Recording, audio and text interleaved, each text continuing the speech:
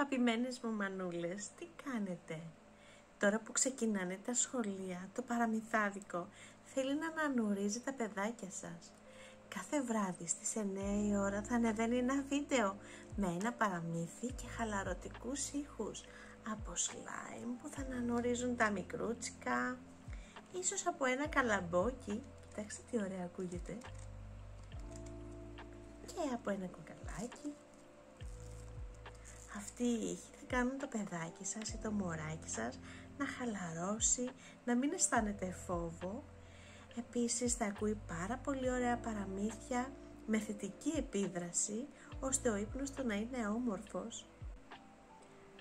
Ακολουθήστε το παραμυθάδικο και κοινοποιήστε να το μάθουν και άλλες μανούλες.